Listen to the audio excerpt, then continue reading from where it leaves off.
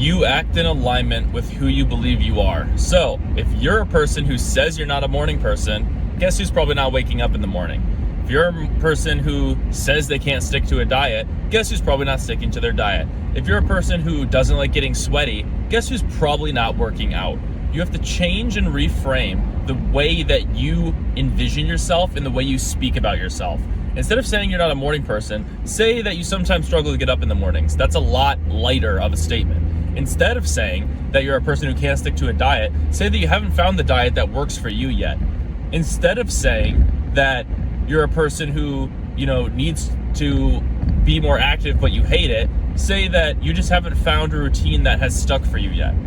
And then that it leaves it ambiguous, it leaves it up in the air. It allows you to kind of experiment and see what works for you instead of just putting you into this box of, oh, I just can't do these things. I'm just not a person who does these things. It's a very closed-minded mindset to have when, as humans, we are very dynamic.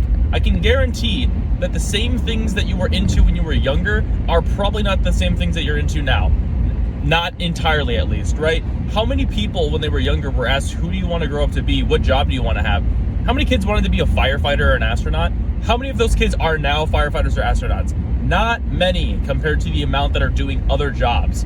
And so it's okay for you to change your mindset about yourself. It's okay for you to reframe those things. You didn't fail when you didn't become a firefighter. You didn't fail when you didn't become an astronaut. You just changed who you wanted to be and then you became that. That's the same thing you can do when it comes to being active, when it comes to losing weight, when it comes to being a person who can wake up early, when it comes to all of these things. You can just change that. Just change that about yourself.